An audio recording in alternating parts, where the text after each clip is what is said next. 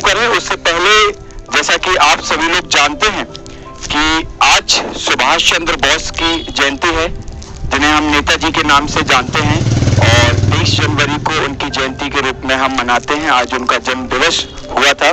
सुभाष चंद्र बोस भारत के महान स्वतंत्रता सेनानी थे, जिन्होंने भारत की आजादी में महत्वपूर्ण भूमिका निभाई। ठीक है, एक ऐसा व्यक्तित्व जिसने भारत के लिए सब कुछ छोड़ दिया, भारत की आजादी के लिए सब कुछ त्याग कर दिया। एक महान व्यक्तित्व के धनी थे नेताजी सुभाष चंद्र बोस। और हम सब लोग जानते हैं कि नेताजी सुभाष चंद्र बोस के पिता की इच्छा थी कि वो आईसीएस परीक्षा पास करें, और उनके सपनों को साकार करने के लिए उन्होंने 1920 में, ठीक है, आईसीएस परीक्षा को पास किया।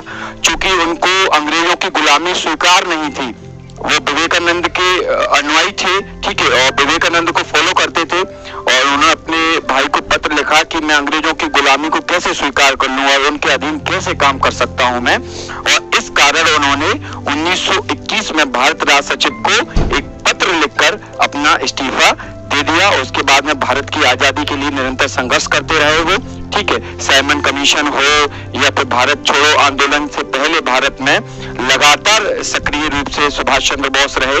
यहाँ तक कि वैश्विक स्तर के नेता सुभाष चंद्र बोस कहे जाते थे, है ना। हिटलर भी उनका प्रशंसक थे। जब एक बार जर्मनी में जाते हैं तो जर्मनी में जब उनकी हिटलर से मुलाकात होती है तो हिटलर ने ही एक्चुअली में उनको नेताजी नाम दिया था।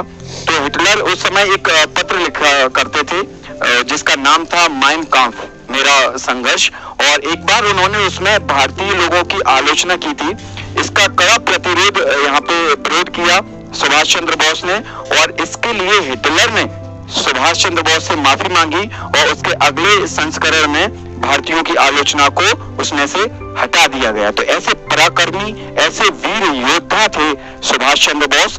उनके चरणों में हम अपनी तरफ से, अपनी टीम की तरफ से प्रणाम करते हैं, और इसी के साथ में आज की हम क्लास को शुरू करते हैं।